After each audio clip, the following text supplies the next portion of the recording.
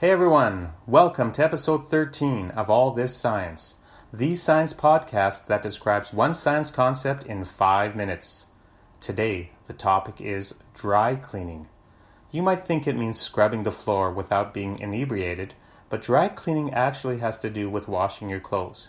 Dry cleaning still uses a liquid solvent, just not water.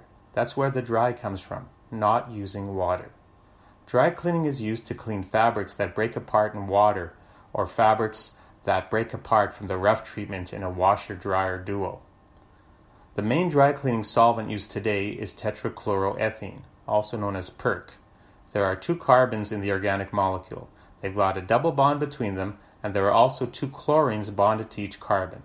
So it is a chlorocarbon, not a CFC, which would be a chlorofluorocarbon, bad for the environment, as you know from my cool fridges episode of All This Science.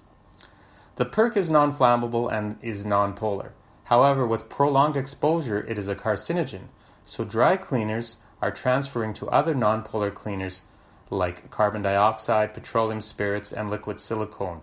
Each dry cleaning solvent has its advantages and disadvantages. One's more toxic but less flammable, one tastes great, one's less filling. Just kidding, never taste any of this stuff.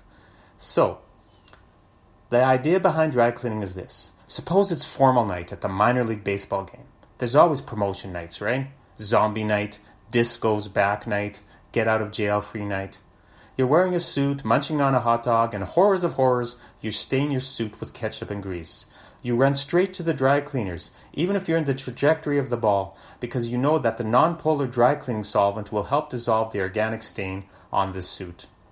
The sooner the liquid can solubilize the stain, the better. If you use water to try to dissolve the stain, you have to use very high temperatures, which may destroy the fabric. Also, for natural cellulose-based fabrics, water will attract the hydroxyl groups in the fabric, leading to shrinkage. Not good. Just ask George Costanza. But the dry cleaning fluids don't interact with the polar groups of the natural fabric, so it's better for your delicates. Ask George Costanza. A dry cleaning machine costs between $40,000 and $60,000. Yeah, not $40 to $60,000, $40,000 to $60,000. I did see one on eBay for $1.50, but it was just a liter of PERC, a Kleenex, and a salad spinner. Anyway, the real ones have a holding tank, a pump, a filter, and a cylinder. The holding tank contains the PERC. The pump circulates the PERC through the machine during the cleaning process. The PERC's at about 30 degrees Celsius so you don't damage the fabric. The filter traps any solid junk floating around. The cylinder, also known as the basket, is where you place the dirty fabric. The filtered PERC enters the cylinder, flushes out the dirt from the fabric, and then goes back to the holding tank. It's filtered again and again as the cleaning cycle continues. In the extraction cycle, the cylinder rotation frequency increases so that the centripetal force is used to remove the solvent from the fabric. This is a similar concept to that of the salad spinner I mentioned before. Then, in the drying process, warm air is used to vaporize the remaining solvent, liquid to gas.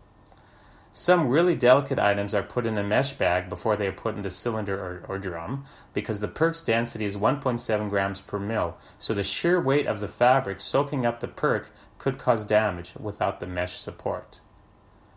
A newer method that uses no toxic carcinogenic chemicals is called wet cleaning.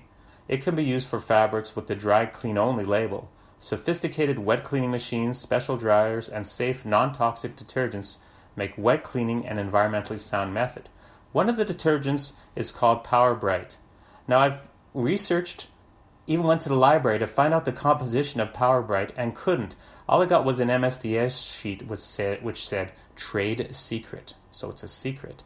If you know and want to let me know, send me a secure tweet to @allthisscience or email me allthisscience@gmail.com. Now, dry cleaning, wet cleaning, they won't get rid of all the stains, as evidenced in my poem here. A poem by Dr. C. You stained my heart. You said you loved me, but then you left me. That stain of scorn will never be lifted. You said we were one, then we're a fraction. That stain won't come out, not even by intermolecular attraction. That's it for today. Hope you enjoyed all this science. We'll see you next time.